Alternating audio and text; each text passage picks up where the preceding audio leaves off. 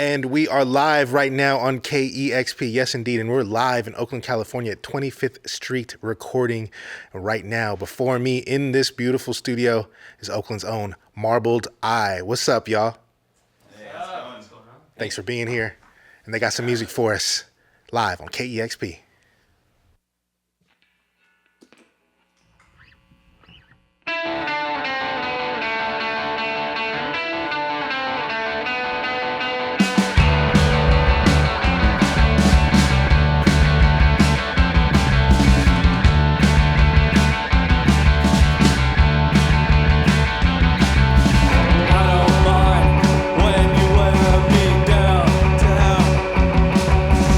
Wear me out.